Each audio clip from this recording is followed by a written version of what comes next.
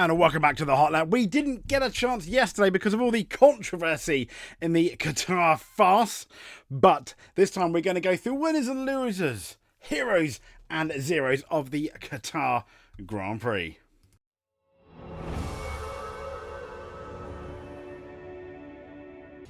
So welcome to our winners and losers, zeros and heroes zone. So we are, I guess we're going to do it in race order, and the man that finished last is also the man that doesn't have a drive now for the rest of the year. It's this man, Esteban Ocon. Yeah, I mean, let's be fair, he DNF didn't really get much of a chance. There was a 3-car pile-up at the beginning, wasn't there, involving Ocon, Colapinto and Nico Hülkenberg, who almost survived. Well, he kind of did, and then he didn't in the end, did he? So, yeah, not much to say really about Ocon. He has been struggling, and although I think it's surprising that he's now gone from Alpine, I guess fair enough. The deal was, I go, and I can get a go in the Haas come the end of the year. Now, Colapinto, the man that came on the scene, threatened Alex Albon. Everyone said, said he looked like Senna. They were doing Senna comparisons, which is lovely, but did he peak too early? Did he peak too soon? But he's now looking like a rookie, the opposite of what he looked the first 2 races. Is that because suddenly he realised that he may have a drive for next year, but now apparently Red Bull aren't interested, and nor is Alpine. And yeah, he didn't really get a chance to show how good he was in Qatar through no fault of his own. But still, the last 2 races in Brazil, yes, wet conditions, but still, and obviously Las Vegas whoops a daisy, so not particularly great for Colapinto. He hasn't set the world alight, let's say, in the last few races.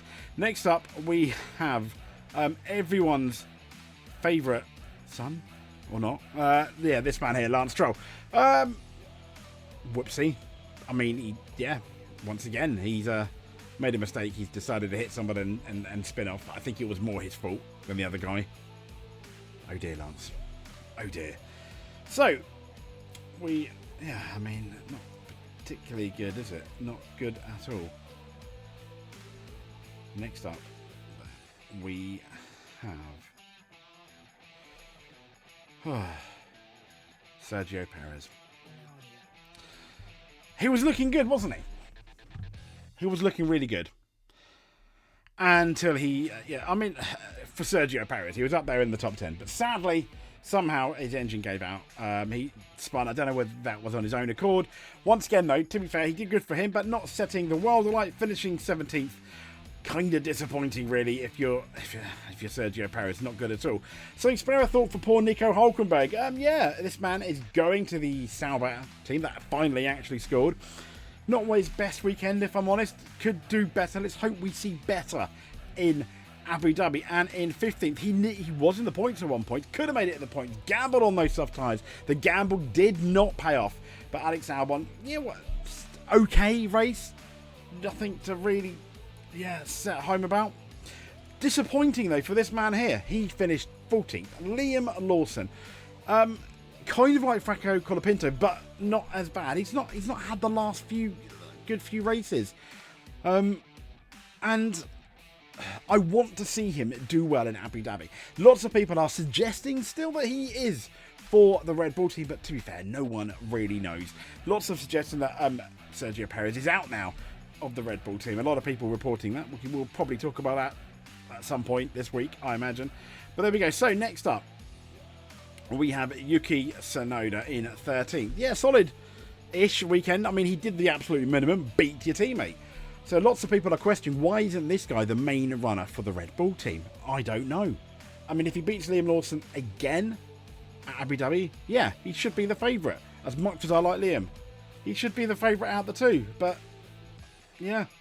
Now in 12th, this guy did finish the race, but we don't normally talk about him being in 12th. What a disappointing race for Lewis Hamilton. I mean, he said after qualifying, he's just not fast anymore. He's just slow, which was kind of sad. And this race, he showed some licks of speed, but I don't know, he just wasn't happy with the car setup. As I said, you don't go from being the fastest car in Las Vegas, passing all those people, doing, and then potentially catching George Russell, having the speed to arguably win the race had you qualified higher up, to next to nowhere in Qatar. Something is up. It's not definitely, most certainly not all Lewis, but I can't help but feel we'll get all the answers we want when he starts next year in his Ferrari. I feel really bad for Lewis. And funny enough, Lewis was beaten by his old teammate Valtteri Bottas just outside the points. Kind of sad, but still, well done, Bottas. That's about as good as I think he was going to get. It was Zhao Guan Yu in with the luck. We'll talk about him in a second. But the last of the point scorers was the man that got a 10-second stop and go. And it really wasn't a 10-second stop and go, was it? It was a 30-second stop and go. And it's this guy here, Lando Norris. An absolutely brilliant last few laps. I mean, laps in anger. That is the Lando Norris we need for 2025. That is the Lando Norris that can come out like a dragon, like a lion, and put the fears maybe into Max Verstappen if he can drive like that against Max like he did at the end of the race. Absolutely fantastic. Fastest car. Had you not had the penalty, it would have been an epic race to the end, and Lando did have the faster car. He was, out the two come the end. So Kevin Magnussen again scoring for Haas. I mean, yeah, what an end to the season this guy is having. Absolutely fantastic. 2 thumbs up. Well done. But let's now talk about the man of the race. Zhao Guan Yu scoring those first points for the Kick Sauber team in 8th. Give yourself a round of applause. Applause, Mr. Guan Yu. You did absolutely epic. And I think this guy here did quite well. Finishing in, 7th position. Fernando Alonso. Congratulations. I think that's about as high as Aston Martin was ever dared to get, really. So, unlike Lance Stroll, you did fairly well. Next up, we have, in 6th place, recovering from what was, almost a race-ending puncture, was Carlos Sainz. Shouldn't have had the puncture. Lewis shouldn't have the puncture either. You can even make an argument that Lando wouldn't have had that 10-second stop and go if they actually did the right thing and put the safety car out. Oh, the FIA. Oh, the FIA. Yeah, so Pierre Gasly is next up, finishing in 5th. Well done, Pierre Gasly. That's about as high as you can realistically get, unless it was another crazy race. So, points needed. Absolutely fantastic. Next up, we have got the man on pole position, Max Verstappen's enemy, numero uno, George Russell. He's going to be disappointed, isn't he? Starting on pole, finishing 4th. No, he's going to be very, very upset. But this guy finishing 3rd.